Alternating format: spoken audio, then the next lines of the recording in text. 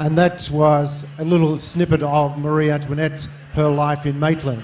And as you heard before, she's actually renamed her where she lives to Versailles, and she gets quite excited getting mail from. But now we've got our third guest joining us, and he's become a bit of an international celebrity along with a very good friend of ours, Angus McConnell.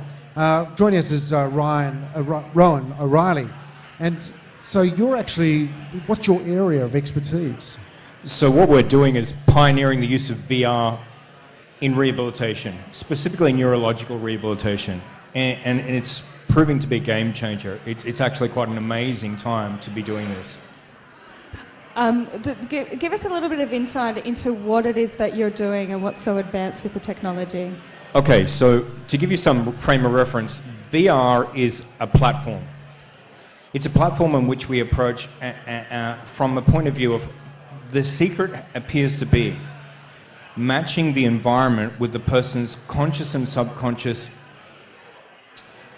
likes or dislikes, because you can traumatize someone very easily for things that they may not even be aware of if you don't take the time to question them. For example, if a person's had a phobia that when they were a child they were held underwater, but they consciously forgot the majority of it, you put them in an underwater environment, they'll most likely be on the floor in minutes in trauma. So just take a step back. We understand that you are using virtual reality technology in order to rehabilitate the body that may have been injured in some way, and you're using VR to activate the neuron side of it. Is that what you're up to? There's a whole host of things we're doing with it. We're looking at basically leveraging the mind-body connection. So, for example, if you had someone with a stroke, and traditionally you see people with a stroke and they'll have what's called a hemiplegia, left or right side, which means the opposite side of the body is going to be paralyzed.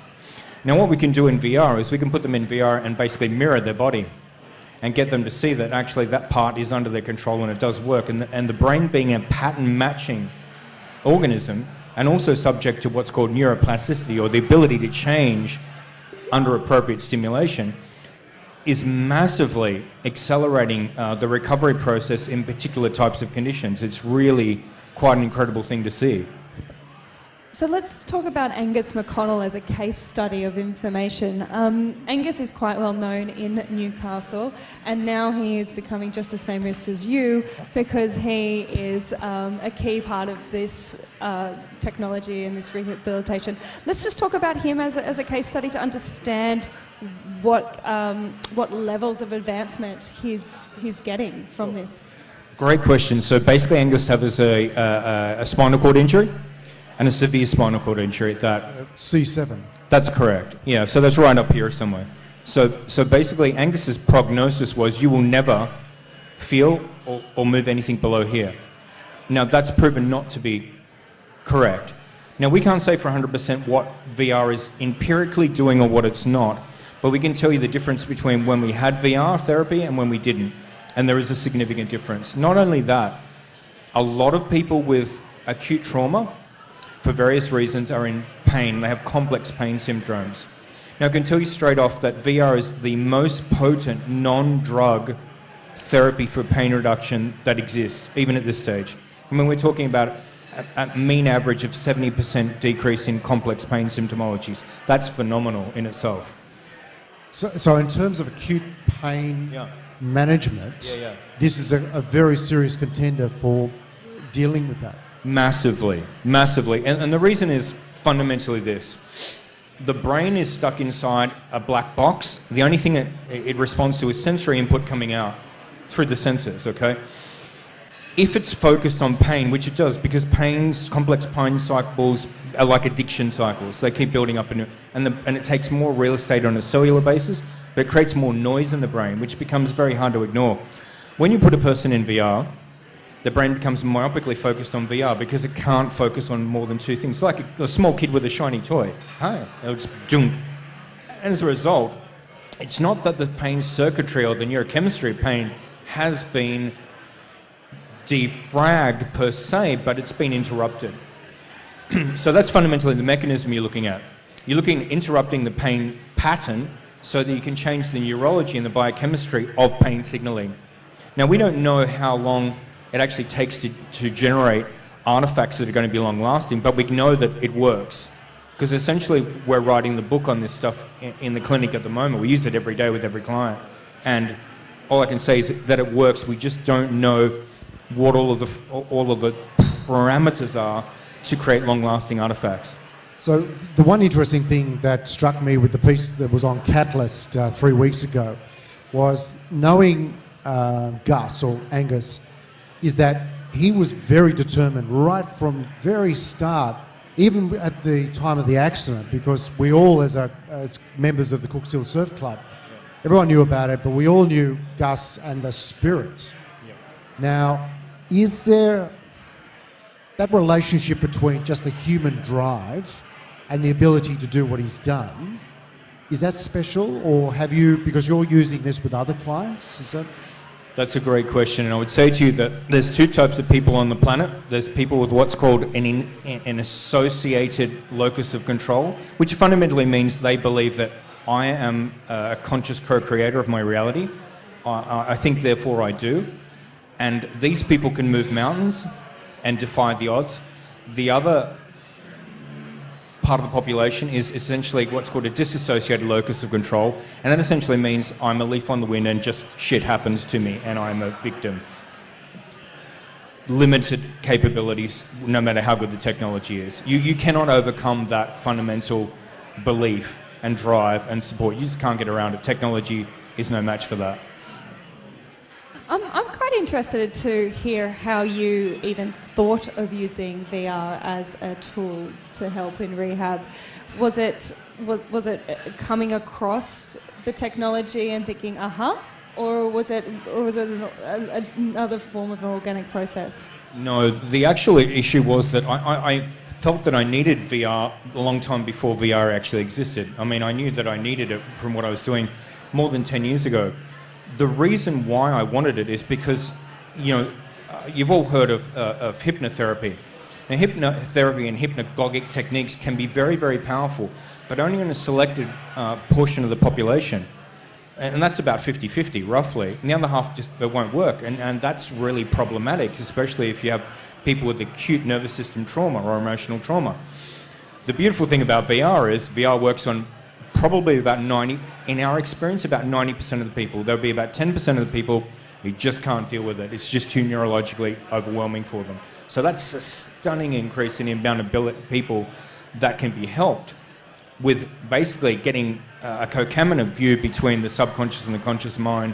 When the brain says, hey, I'm seeing I'm doing that, well, then I better fill in the gaps and make that happen.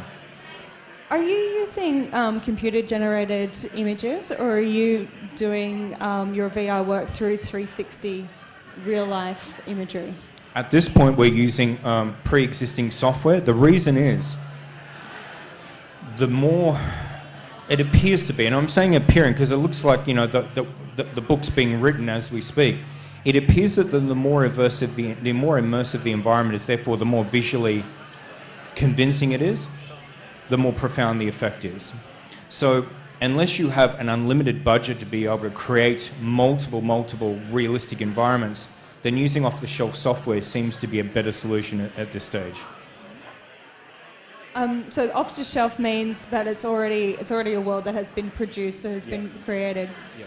I find it really fascinating, the 360-degree technology, where it's the camera that films in every angle in real life. I think I'm fascinated by that technology because it's so different to the computer-generated images because it's so real, and there's a lot of limitations against that.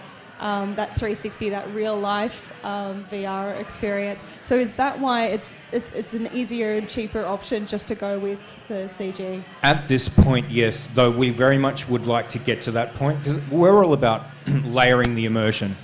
So when you start off with just your simple goggles and your motion trackers and your hand controllers, that's one level.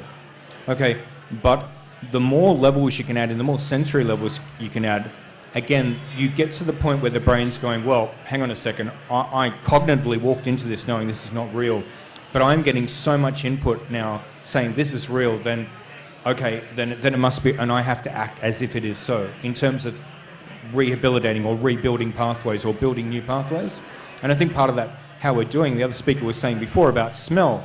Now, smell acts on the limbic system in the brain, which is a lot to do with where memory is formed, both short-term and long-term memory. Smell is really, really potent for a lot of different reasons. And if you're trying to teach someone how to relearn something, and you can find smells associated with an environment that they used to be able to functionally operate in the past, and you were introduced that, you're again introducing another lever. Same thing with haptics. We're just about to get really high-end haptics gloves that allow us to feel and accurately track geometry for people with strokes and hand paralysis. Those things just keep deepening it by increasing the lever that the conscious left logical brain goes. It's essentially overwhelmed to a great extent. Now, Rowan, you were saying that you're actually writing the book as you work with your various clients. So who are your partners in the process, trying to achieve what you're achieving? So we have a team of people in-house. We have people, from conventional medical and from neuropsychologists, neuroscientists. But fundamentally, there's no substitute for actually working with real people in real time. And because each person is going to bring something different in terms of their own personal experience of their journey, and you constantly have to be thinking, okay, so this person's walked in, for example, this person's walked in today, we can tell they're in a lot of pain. We now have to abandon their rehabilitation protocol and just try and sedate them. So what we would do is combine a number of inputs into the system to sedate them. So we use things like cranial electrical stimulation, transcranial direct current stimulation, particular type of auditory inputs, and things like tilt brush, Google's tilt brush. You put someone in that and put the brush in their left hand, so it's activating their right brain, which makes them more calm. 10 minutes later, they can come out and they're just a different person. I mean, that's stunning to see. Well, we won't let the drug companies know too much because, really, this could be a huge game changer. Let's hope. Rowan, thank you so much for joining us tonight. It was absolutely fascinating to hear what you're doing. You're very welcome, thank you. We'd like to give a round of applause to all of our guests who've so generously given their time here at the Lunatics Live. Thank you very much, Ryan. Episode 10, Virtual Reality.